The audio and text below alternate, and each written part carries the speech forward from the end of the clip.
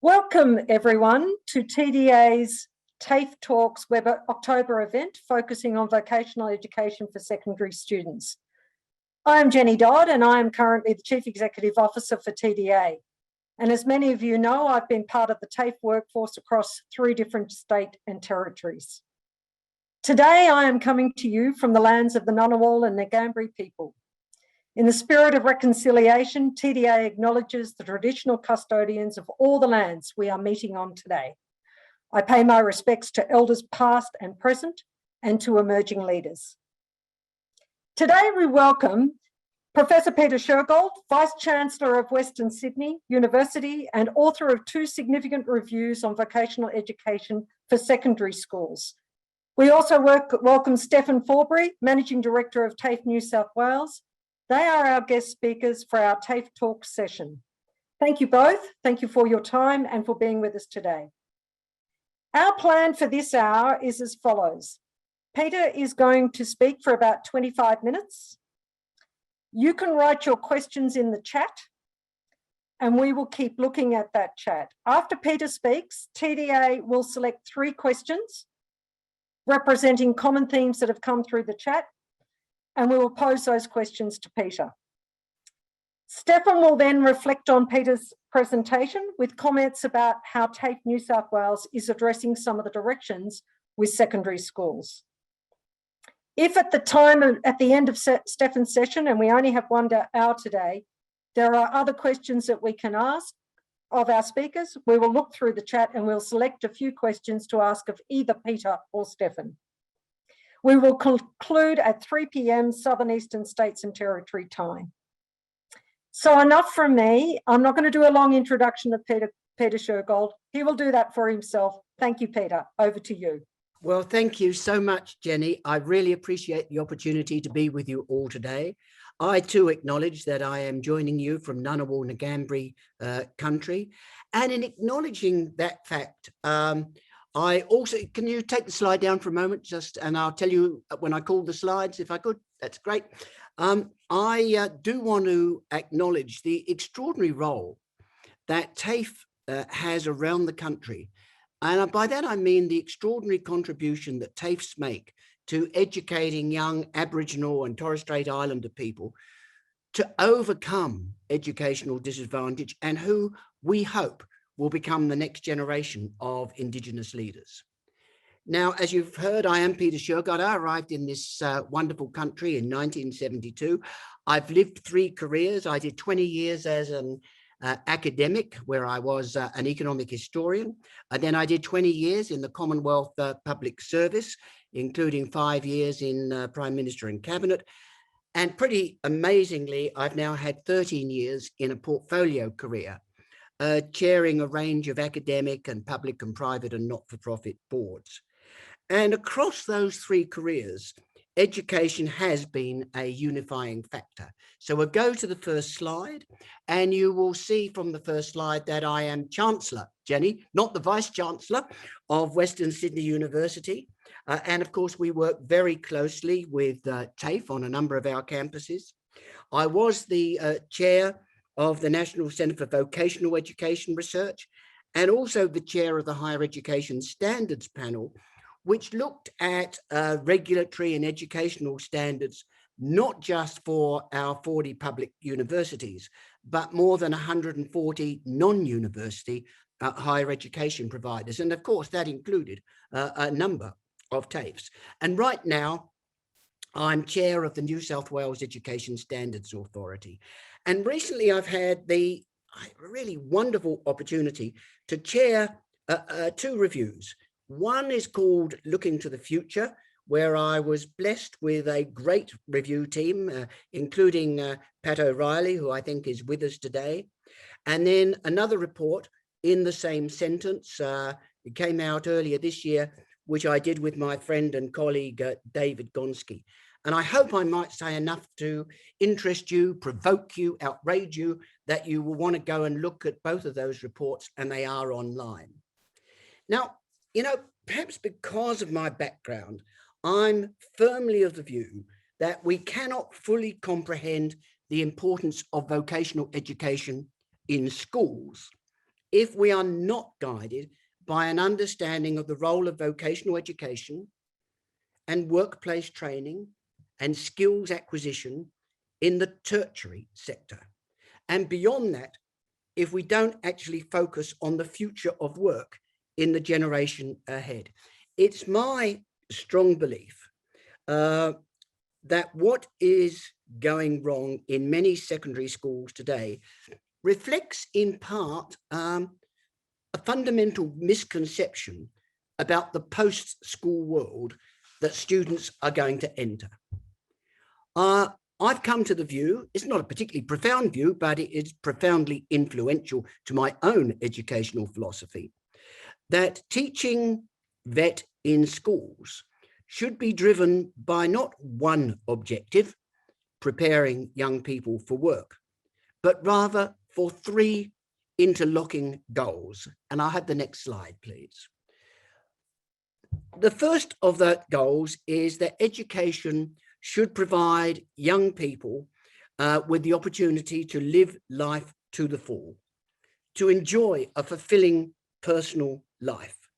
This is education, if you will, to educate what we might call is a student's, I don't know, interior life that recognizes that education has an intrinsic purpose and is not just driven by instrumentalist goals. This is education to influence young people so when they leave school, they're able to reflect, to contemplate, to assess the reliability and provenance of information, to read and listen and argue in a respectful way, to keep on learning for life, and even more important, to have the enthusiasm to keep on learning for life. This is, in other words, the education to widen horizons. It's the education that makes students, when they leave school, want to go to the theatre or go to the gym or go to the ski fields. It's the education that allows students after school to pursue personal interests, whether it's, exploring family history or building model aeroplanes or restoring vintage cars or doing Sudoku and crosswords. It's the education to help people for personal purpose, for thoughtfulness. And yes, education that helps people have fun after they leave school. And we too often, I think, forget that TAFEs have a key role in that regard, as indeed do Australian community colleges and the University of the Third Age. The second reason, though, of course, is to enrich working life. Now, notice I don't just say to prepare students for work. It's different, enriching working life. Too often, I think educational ambitions are narrowed down, especially in VET, narrowed down to preparing people for the labour market. So let me be really clear here. I think preparing for people for the labour market is absolutely fundamental. But we should be focused not just on training a plumber or a nurse or a retail worker or an aged care worker, an auto mechanic or a chef, but we should be preparing those plumbers and nurses and chefs for a future of work which will change profoundly in the next 20 years. And that's going to be driven by cognitive technology, by robotic process automation, by artificial intelligence. So what I'm saying here is TAFEs and schools need to prepare people for a world in which automation will not just erode traditional blue-collar skills, and that's really what we saw in the 20th century, but an automation which will increasingly undermine and transform white-collar and professional and managerial skills. In other words, we need to prepare people to keep on changing and adapting and enhancing their skill set. And then the third thing is, and we too often forget this, we're educating people to encourage active citizenship. And I've got to say, this is more important than ever before, because as the world of work is being transformed, so the values of democratic governance are coming under increasing attack from both within and without, from populism, from authoritarianism, autocracy, religious fundamentalism, xenophobic nationalism. Those now threaten to undermine the secular liberal values that underpin the ethos of democracy.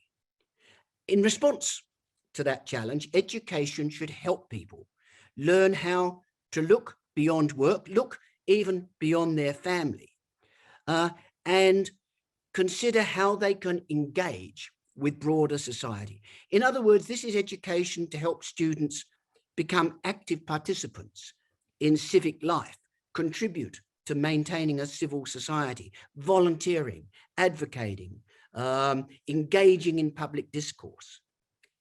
I've noticed that universities, including my own, increasingly emphasize the concept of, preparing student citizens. I got this hunch that TAFEs should also incorporate that goal as one of their ambitions. And the next slide, please. That means, to my mind, that we need to reimagine a single, holistic, fully integrated tertiary education. We've got to go back to tertiary education, not demarcated into dual streams, higher education on the one hand and VET on the other, universities on the one hand and TAFEs on the other. And why do we need to reimagine? Well, I think my evidence is threefold. The first part is that the division between higher education and VET is, in my view, becoming ever more elusive. And particularly, I think, for students at secondary school. Now, perhaps not surprising given my personal background, because you're looking at someone who went to study at university American history, American politics, American literature. Not surprisingly, I am an ardent enthusiast for what students can gain with respect to all of those three educational objectives from a liberal arts education at university. And by liberal arts education, I mean the natural sciences like maths, physics, and chemistry, and the social sciences, arts, and humanities like literature, language, history, and geography. But over the last 2 decades, an increasing proportion of university education is far more vocationally oriented. My own university, Western Sydney University, is a prime example. In preparing for this speech, I looked at the information that we provide to schools and to students and the manner in which we promote what we do. And I look at that and I see, for example, we offer interpreting and translating and marketing and industrial design and graphic design and gaming design. We offer construction management and sports management and property management. We offer podiatry and physiotherapy, traditional Chinese medicine, forensic mortuary practice. In other words, if you think about that subject content, even a decade ago, you might have expected a lot of that to be taught. And indeed, some of it is still being taught in TAFEs. And then, of course, there are those other vocationally oriented disciplines, although the word vocation is rarely mentioned, that now predominantly sit in higher education: medicine and dentistry, vet science and engineering, teaching and nursing, accounting and law. Now, I've got to say that universities will argue with varying degrees of persuasiveness that the manner in which they teach those disciplines at university does go beyond simple skills acquisition. That university, it's argued, provides a more wide-ranging educational context. I think that's right. But let us not kid ourselves. Students select and undertake those higher education courses with vocational intent. They want to be assured that their degree will give them recognition and registration with the profession of their choice. Increasingly, from talking to students, I get the sense that they imagine that their higher education is in the nature of a professional apprenticeship, although almost certainly that's not how their academic lecturers would portray their learning. The second reason we need to reimagine a holistic tertiary education is that the border between higher education and VET is becoming increasingly porous. You know that more and more students gain access to university through their success in vocational education and working life experience. Indeed, I was surprised when I chaired HESP to discover that less than 40% of university entrants now gain access predominantly on the basis of their ATAR score. I think it's clear that more and more graduates are at the same time complementing their university education with vocationally oriented certificated training. And what I've discovered at university, though I've never seen it measured, is increasing number of students I speak to are doing a range of university subjects at Western Sydney and at the same time actually doing some vocational subjects in New South Wales TAFE. And of course, that's not all. More and more young people now seek to badge their vocational skills and continue their professional development through industry-based micro-credentials, thankfully not yet constrained by the Australian qualifications framework. I think we should be celebrating that we have in Australia created numerous educational pathways that young people can choose to walk in pursuit of their vocational goals and career ambitions. And we should not be maintaining, even seeking to build educational silos. And the third point I want to make is, and this is the point where I enjoyed a very intense and robust debate last week, talking to independent schools.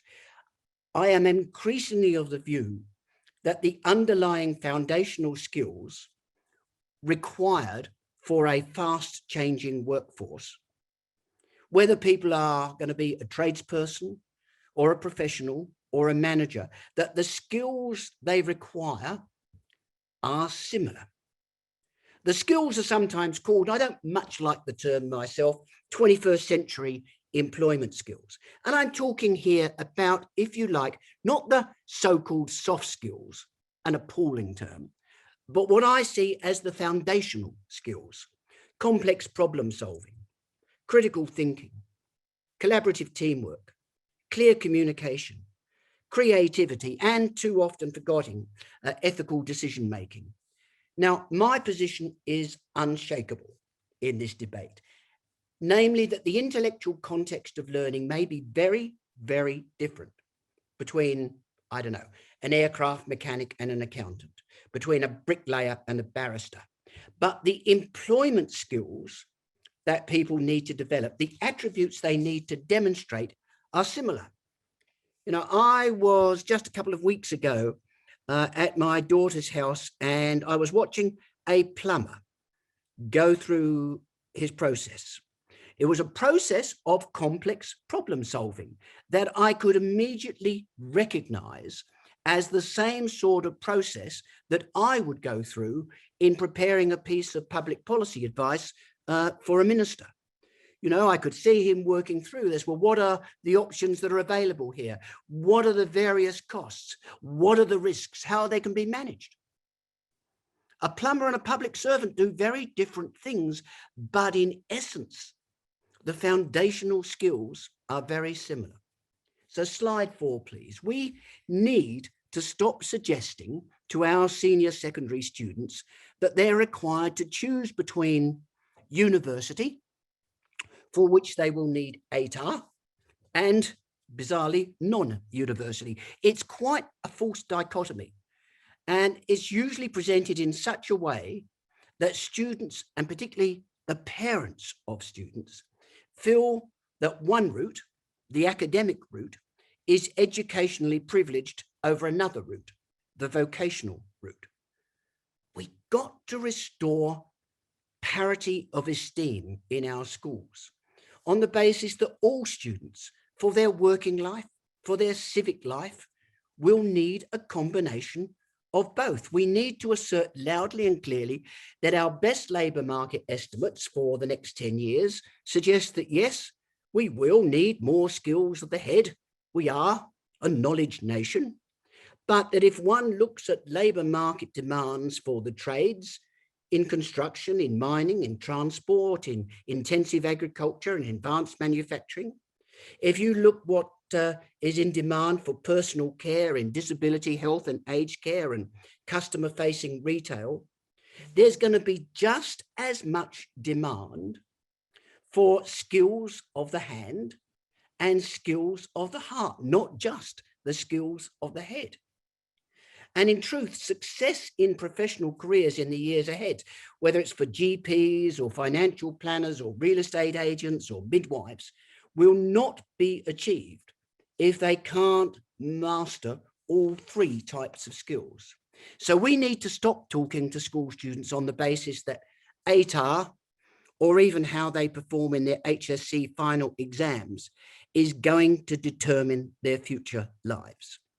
It's a common approach which unnecessarily increases mental pressure on students and their parents. It's an emphasis which tends to be accentuated by the attention that the media gives to the HSC exams and to the reporting of results. You know, I come from a distant world in which life choices were often determined by how well one performed in an external exam at age 11. But that world is long gone, and it is well gone.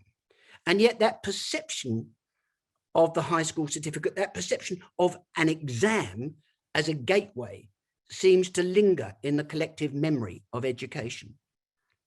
Get me straight, the HSC is important. We should encourage students to perform well. We should help students to recognise that it will require them to deal with stress on the basis that such stress will arise at many times in their future lives when they're applying for jobs or seeking promotion or facing career dilemmas. Stress is not just in their working life, but also in their family life. You know, life is not a safe place. The HSC, in short, should be seen, if in a way, as an exercise in stress management, but we should balance that by telling students, wait for it, we should tell them the truth, that a bad exam, a lost year, a poor decision will not ruin the rest of their lives unless they let it. We should explain that there are multiple pathways after school to do better, to recover, to perform, to shine. And vocational education and skills training is there both as a valuable end in itself and, if you want, to find pathways to other opportunities. So slide 5, please. So let me finally then take some of these pretty bold propositions and translate them into 5 concrete and pragmatic things that I believe need to be fully incorporated within the ongoing discussions about school curriculum reform. 1, the need not just to invest far more in high quality professional career advice and guidance at school, which is generally, not universally, poor, but even more fundamental than that. And I've come to realize this since I've wrote those 2 reports. We need to teach high school students to understand that in a fast changing world, they will need to keep accessing career guidance and advice for life. And that's the idea behind the establishment of Careers New South Wales, to offer professional advice, incorporating industry support to schools who would like to complement or supplement their own offerings, to school students who would prefer to access confidential advice, to TAFE or university students. But beyond that, we need to offer a service in which every New South Wales resident can go for life, to go and get access to career guidance, not just at 15, not just at 25, but at 35 and 45 and 55 years of age. If we are serious about training school students for lifelong learning, we now also need to provide lifelong career assistance. And in my view, TAFE can and should play a significant role in that ambition, not just because of training certificated for career advisors, but because of what TAFEs themselves can do in offering an industry-based professional service. So that's Careers New South Wales. Second, so long as ATAR remains a significant part of university ranking for school students, and that's all ATAR is just a ranking tool for university. But as long as it is, we need to alleviate what I think is its distortionary impact on student perceptions of societal value.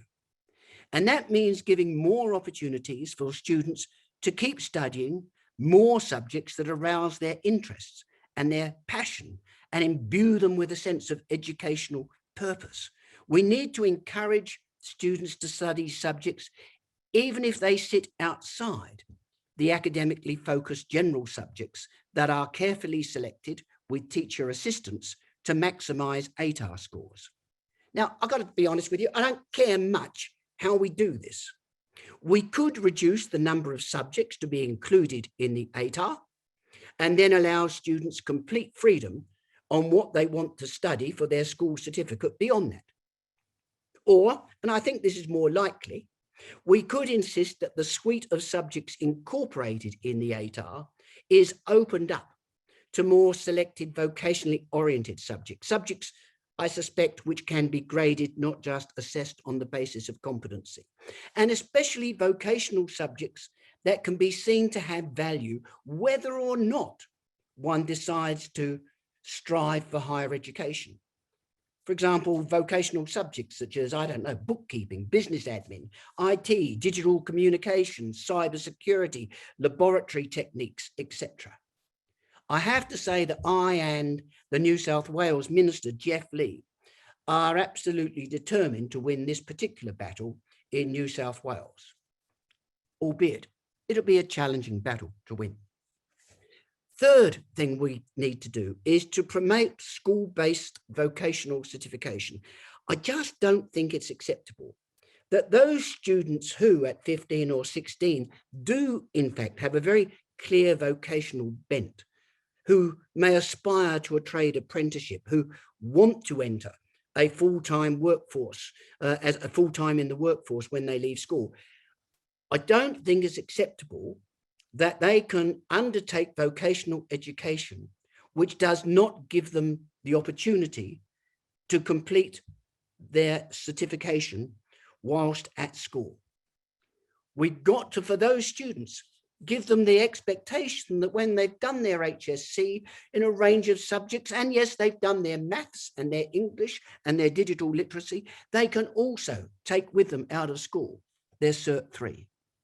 Fourth pragmatic suggestion is that teachers and school systems need to place much greater emphasis on assessing the whole person at senior secondary school, and give much less focus to helping students achieve the best ATAR score, a number which then comes to define and I think cheapen their school success. To that end, I and Pat and others in that report on looking to the future suggested a learner's profile. And I'm delighted that a number of jurisdictions are now actively taking up this idea. The learner's profile is conceived as a documented framework to assist students articulate and demonstrate the skills and the attributes that they will need for labour market success and active citizenship, to get them, if you will, to assess their performance against those 21st century employment skills that I've already identified. The profile is intended to incorporate not just the learnings gained in the school classroom or on the school stage or on the school sporting field or in the school workshops. It's also meant to incorporate the learnings gained outside school. The learnings you acquire as a young person by volunteering for the RSPCA or working the Saturday shifts at McDonald's or going home after school and looking after a disabled parent or interpreting at a doctor's for your non-English speaking parents. These are different ways in which we learn, and we should incorporate that in the learner's profile. And in New South Wales, a number of schools have now agreed to trial these profiles, and demonstration projects are in train. And there's also a commitment in New South Wales now to extend that learner's profile into an electronic online educational passport that will allow a school student to carry with them a digital wallet for life, so that they can add to this framework employer references and credentials and transcripts and licenses and registrations and qualifications and testimonials. And fifth, and finally, and it's bizarre that I even have to say this, we need to get more serious about translating the easy rhetoric of putting students at the center into reality. For example, if a student wants to study a vocational subject as part of their HSC, they should be given greater opportunity to do so, even if that is best achieved by going to TAFE for a few days each week, or even under school or TAFE oversight, undertaking structured workplace training. It's crucial that those opportunities should not be stymied. And too often, right now, they are stymied by issues about the administrative convenience for schools, or issues of student-based funding, who gets the money if they spend half their time at TAFE. We've got to cut through that and say that at the center of senior secondary school should be what is in the best interest of the student, and we make our schooling flexible around that. So thanks very much for the opportunity to talk to you. I'm very happy to take questions on any of those propositions. We can take Thank you, Peter. Thank you for your presentation and for the stimulating concepts that you have produced. There are a number of questions, and I'm going to ask you three. And then while Stefan is speaking, I might get you to have a look through the Q&A yourself and just check if there are other things that you'd like to pick up. The first question I'm going to ask you relates to the position you put forward in your paper, looking to the future on micro-credentials, and also then your comment just then around students being able to complete their certificates while at school. What is your position on micro-credentials in schools, and how do you think that links with them completing their certification? Whether at school, whether at TAFE, whether at university, my first position is that we should be doing our best to help students understand how to access micro-credentials and how to assess the quality of micro-credentials on offer. Remembering that these micro-credentials don't just come from Australia. You know, I know many people who are doing micro-credentials from the United Kingdom, United States or Canada because they find them the most interesting. So first of all, I think we need to distinguish between micro-credentials and micro-learning. And I think one of the things we should do at school is to encourage students and help them and direct them to know the range of learning opportunities, many of them online, that they can undertake. And in a way, I don't actually mind which. It's again teaching them to learn for life, but understanding you can access this. Now, in terms of what I'm proposed, of course, with the New South Wales Institute of Advanced Technology, which is this concept of having a niche institution which can really bring together in a holistic way practical and theoretical learning. And that's the point of it. I'm looking not to a dual sector institution, but a single sector institution with progressive credentialing. So this is relatively bold, where you can go in your first year and you can, as part of your first year, as part of it, you will end up with a Cert 4. As part of your second year education, you will end up with a diploma. As part of your third year education, you will end up with a Bachelor of Applied Technology, where you can progressively build those credentials. Now, in that sort of institution, as at school, as at TAFE, as at university, but at that institution in particular, we need to fully incorporate micro courses with micro credentialing. And it is a great stimulus to education. People love badging the micro credentials they get. What we've got to help to do is both assess the value of those micro credentials and help steer our students towards the right micro credentials. I think it's of profound importance. You notice I said in passing, provocatively, thankfully outside the AQF. My worry, if we're not careful, is the AQF will come in on those micro credentials and essentially, kill the goose that's laying the golden egg right now. I think there are enormous opportunities, and it does give us that opportunity to work with industry and to incorporate even, employer-focused training, which is useful in terms of micro credentials. So I see this as a key part, both of the certification and training we provide, but also in encouraging students, individuals to keep on learning for life. It seems to me that for whether it's continuing to get trade skills or learning how to set up a small business or continuing professional development, micro credentials are going to become an absolutely key part of that. A second question, thank you, Peter. A second question for you, and then I'm going to ask Ron Jackson from TDA to pose the third question from some of the themes that have evolved. A second question for you was raised around the whole notion of lifelong learning.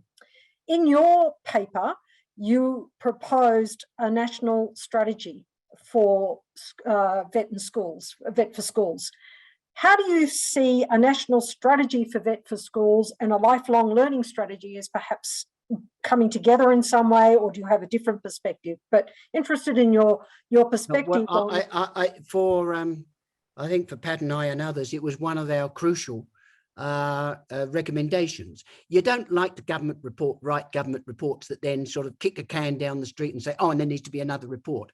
We didn't have the time, but we were absolutely clear in our mind that now was the time to go back and try and create a national strategy for vocational education, which would actually incorporate that into this world of preparing people for this very uncertain future. If we don't do this well, we will have a group of students who leave high school who will be condemned for life to a precariat at the margins of the labour market, in and out of employment and welfare. We can't allow that to happen.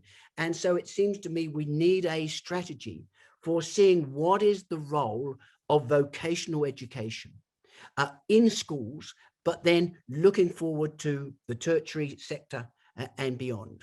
I think there's work. I believe there's work being done on that. I would love to see it. I think it is of, really profound importance, and it needs to sit alongside the work that's going on right now through ACARA nationally, and the work that's going on in New South Wales separately to that on developing school curriculum. One of the things that happens, in education, maybe it happens in every area, but you get all these interesting initiatives going on, but they don't link up to each other. So, as the chair of New South Wales Education Standards Authority, I sometimes see papers coming through to the board on, a curriculum reform. And I'm saying, well, hang on a moment, how does that link to the fact that we're trying to change the nature of what subjects can be incorporated in ATAR? How does that link to what we're doing to try and get vocational education courses have a higher role in school? Everybody tends to develop these bits in silos. What I hope will come out of that national strategy is a whole of sector approach to where vocational education fits. I'm really looking forward to reading the report. Thank you, Peter. Ron, is there one more question that picks up a range of themes that people have been asking? Thanks, Ron. Yes, Peter, thank you very much. I will come to this point, I guess, of this disconnect you talk about and the silos, but from the perspective of the teaching side of things, which obviously a lot of our audience will be part of. In terms of teaching in secondary schools and then in VET with a TA certificate of training assessment, and then obviously different qualifications in teaching in university, how do you see that coming together in the assumption that a TA certificate in training and assessment is suitable for teaching younger students of the under 18 age group, for instance? Yeah, that's a very good question. It's a specific question. I'm sorry, I don't know all the answers to that, and I apologize. Therefore, I answer your very specific question with a very general answer. But it is, I think, I suppose if I have a theme that is coming out, the more I talk, I'm really impressed with so many of the people I see teaching vocationally oriented subjects at school and the commitment that they bring to doing that. But what frustrates me is, well, I can't put too fine a point on this, that many students and their parents see this is for the people who can't go to university. It's like an A grade and a B grade. And that, I think, is shocking.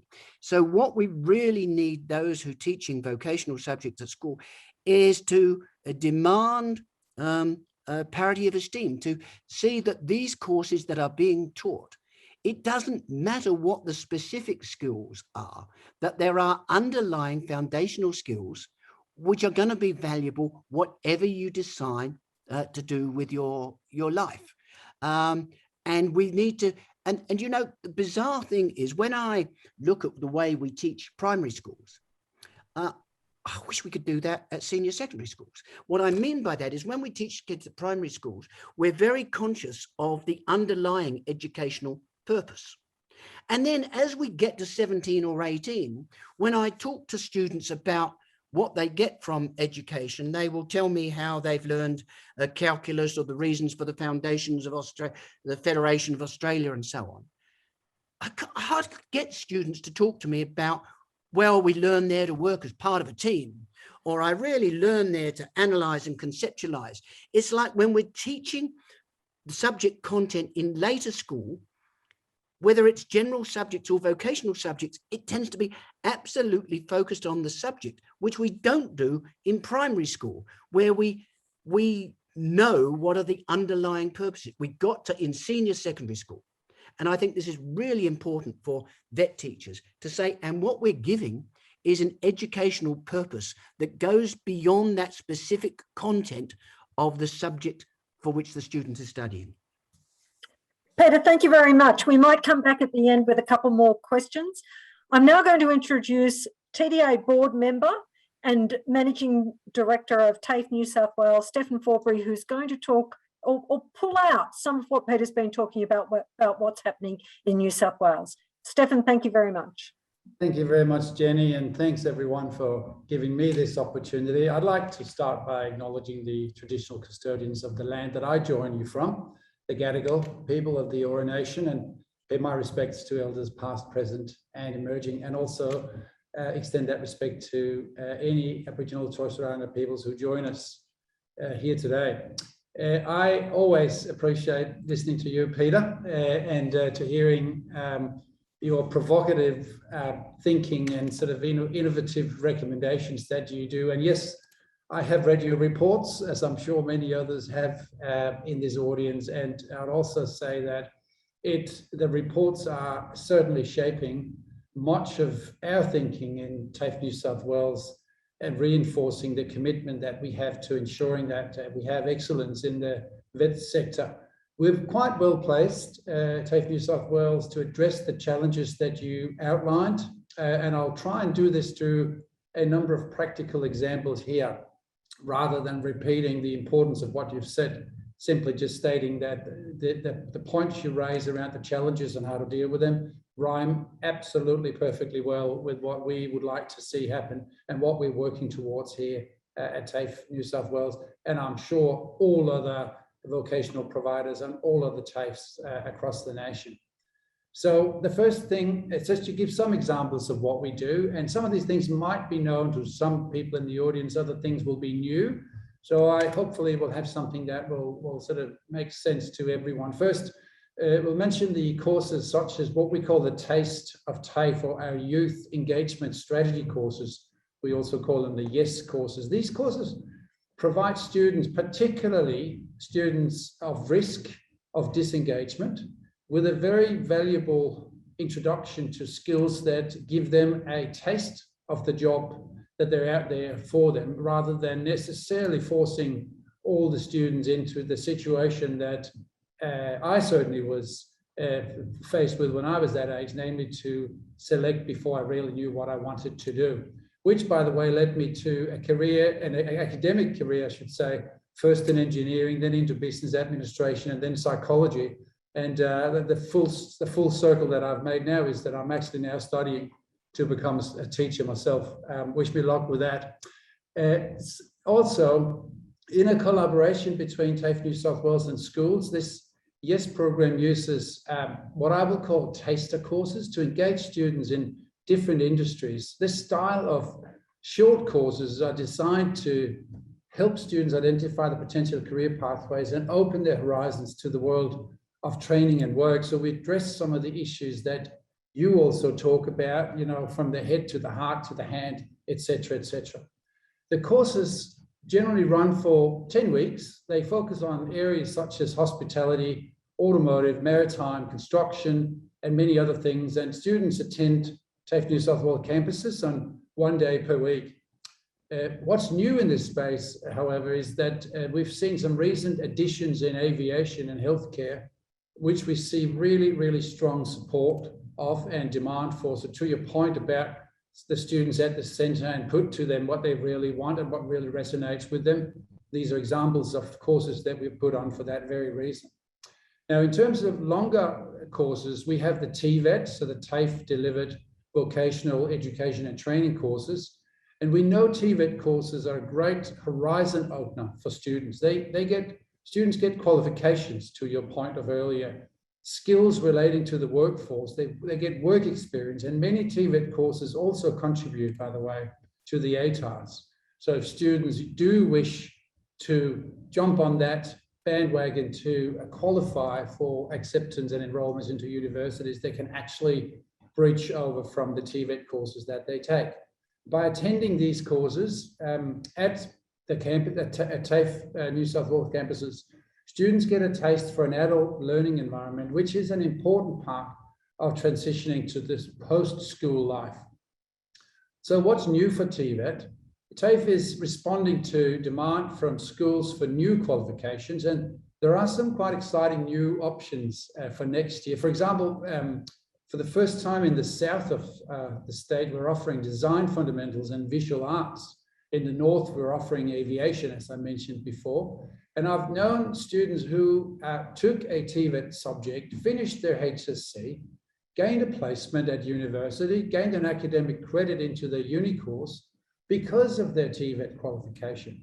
And this saved them time, but it also saved them money. In addition, there's also what we call the SBATs, the school-based apprenticeship and traineeships, which combine paid work, training and school. And they're available to all year 10, year 11, year 12 high school students who want to work towards their nationally recognized qualification as part of their HSC. And in some cases, they could count towards their ATAR as well. And after completing a school-based apprenticeship, students can, if they'd like to, commence in the second year of an apprenticeship when they leave the school, and thereby have that seamlessness that you talk about, no artificial boundaries that are only put in place out of lack of coordination between the different stakeholders in this educational ecosystem that we all find ourselves in. We offer pre-apprenticeship courses in skills shortage areas such as carpentry and automotive trades, just to sort of make it even more specific. And we offer courses that teach students the basic skills they all need to get a traineeship. So you talk about some of these many skills that are required and expected from students nowadays. For example, we offer a range of computer courses to help equip students with the basic computer skills that employers expect. We also have wraparound support services for the students under 17 to help them get into the courses that's right for them, including things such as mentoring and support to help students start a school-based apprenticeship and traineeship, a referral to a support officer who will help them explore career options way past the immediate horizon of theirs, and literacy and numeracy and financial support where that's needed. It's worth mentioning that in our cohort of students, and we have nearly 500,000 students enrolling in TAFE New South Wales each year, 85% of our students are classified by government definition as being disadvantaged. Now, these things are particularly important for students who leave school without Year 12 to come to TAFE. We'll give them the extra support they need to adapt to the adult learning environment. Now, I'll talk about something new also here, which is called the TAFE New South Wales Schools Launchpad. We call these Launchpad, and they are all being delivered from next year to school students. They'll be future-focused, industry sector specific, including things such as cybersecurity, cloud computing, big data, but also accounting, gaming, community and health services, robotics, construction, virtual design, and care in aging. Those sorts of things that we know that young people are keen to study, and that we know also provide great career pathways, whether career is into jobs or whether career is into further education in the tertiary space. Importantly, studying one of these qualifications will allow the students to graduate with a nationally recognized VET qualification that, where the optional exam is completed, contributes to their ATAR. And it's an exciting collaboration with schools, and I think an example of how TAFE New South Wales can play a critical role in setting school students up for success. And I have absolutely no doubt that this similar great things we see across the state in all the other state and territories. Launchpad courses will be a little different to our traditional courses, and they don't replace TVET courses, is worth mentioning. The courses include virtual classroom element, and as well as a face-to-face skills development. And you may be wondering what I mean by virtual classroom. Well, traditionally, many of our courses have been either online or based at a particular campus, but the virtual classroom mode of delivery differs from online, and in that the students are learning simultaneously in a teacher-led class. Students could be in a school classroom, in a library or so on, at a local TAFE campus, or they could be at home. But they're all interacting and connected at once. And by delivering courses this way, we can offer them also the courses statewide. It doesn't matter where the students live or where they go to school, the same Launchpad course will be available to them. I'm absolutely excited about what all that means for school students in particularly regional and remote areas, and also students who have been unable to attend campus-based courses due to other commitments that they might have. And students outside the metropolitan areas will have access to training in emerging job areas that they've never been able to access before.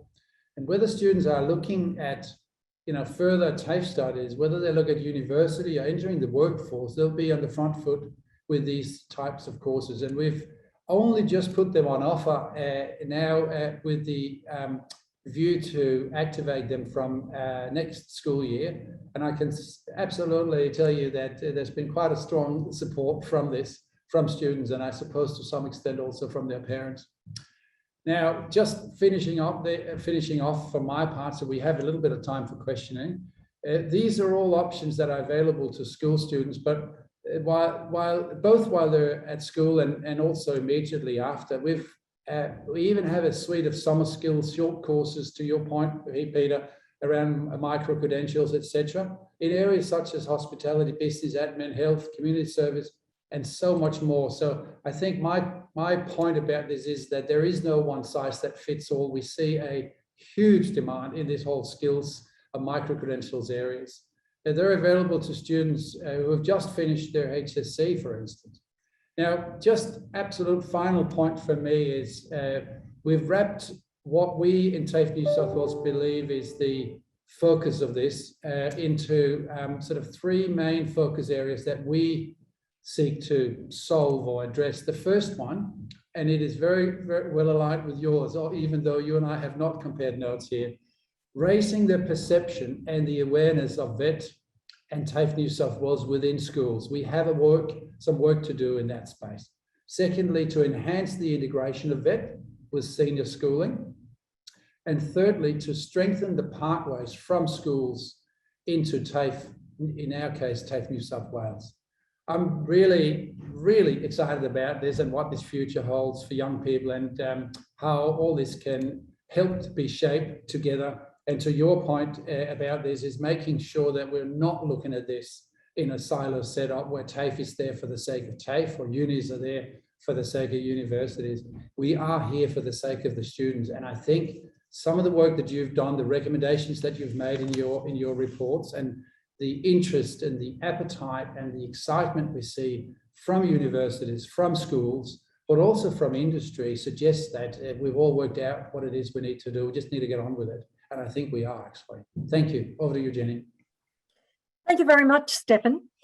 There've been a few questions, Peter, and a couple of them have had a focus outside New South Wales. And as someone who's worked in both Queensland and Tasmania, the Vet for Schools agenda in both those states was very strong and quite significant.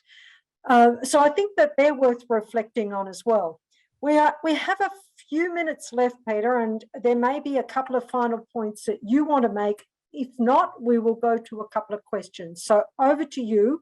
And if not, then we will go to a couple of questions. You're on mute, Peter.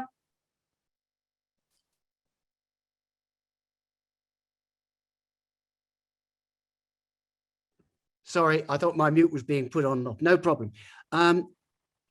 The reason I focused on New South Wales more than in the report in this looking to the future is quite simply because I wanted to talk about specific concrete initiatives that were happening, and the only place where I've been able to influence them happening has been in New South Wales. But you know, we can learn a lot, and particularly I think from vetting schools in Queensland. Look, the only question I wanted to ask, because it's a really good one, I think Mike raised it, it was about ATAR. You know, why on earth does ATAR still prevail if it's got these problems? And in fact, I've been attacked from some quarters for not being bold enough and just saying, you know, if you want to get rid of the distortionary impact of ATAR, get rid of ATAR. My own view is that it's there and continues to exist because it has enormous administrative convenience for universities in selecting and setting scores and accepting people. It's a very simple device. The problem is it's a very simple device. You know, if you look at research on ATAR, this is really what it shows. If you get an ATAR above 90, you'll do well at uni. If you get an ATAR below 60, you'll struggle at uni. If you've got an ATAR between 60 and 90, it gives no indication at all about how successful you're likely to be at university. The best indicator of how you do at university is how you do at university.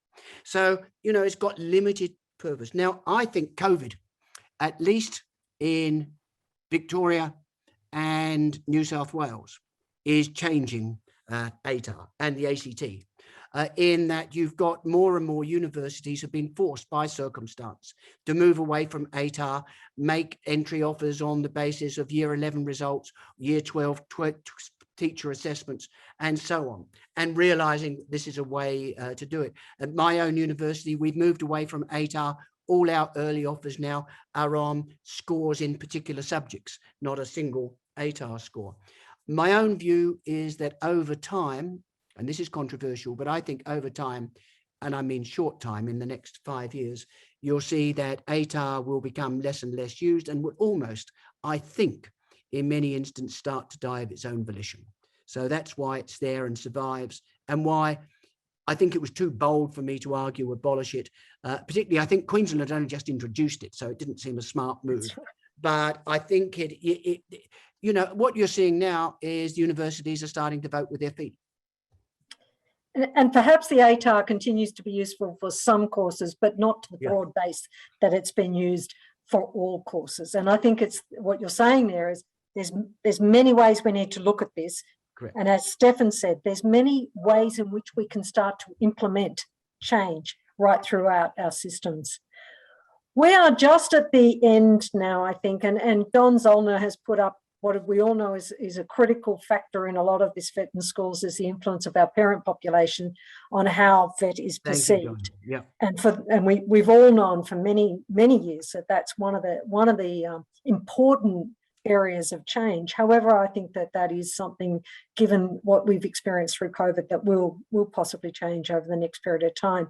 Any last comments on either that or anything else, Peter or Stefan, before we close off? That's a big point to end on, but I should say that the strongest opposition I've faced on ATAR is from families, in particular parents from non-English speaking backgrounds, who love ATAR and love the external exams because they think it is the least discriminatory, least prejudicial form of assessment. They are much more worried about teachers having certain views of their children, and it's a good argument. All I would ask is I've been looking at the chat line. It is so full of goldmine information, and I'd really be appreciated to be sent a copy of it at the end. We will. Stefan, any final comments? I was going to make that very same point, that thank you for those great comments. I do appreciate this. And the second point I'll make is that even just inside or within the vocational side of education, let's make sure we stay really close, we coordinate, and we look for ways in which we can work together. There's some great inspiration to gain. Even on the ATAR subject, the last subject, we've seen both Queensland and South Australia certainly do better than what New South Wales does. And I think those sorts of examples we just all need to learn from and continue to improve together. Thank you to both our speakers today, to Chancellor Peter Shergold and to Managing Director Stefan Forbury. Can we just join in a digital appreciation of their time, and then we will close off. Thank you all for being part of our TAFE Talks today. Thank you for the opportunity. I really appreciate it. Thank you very much.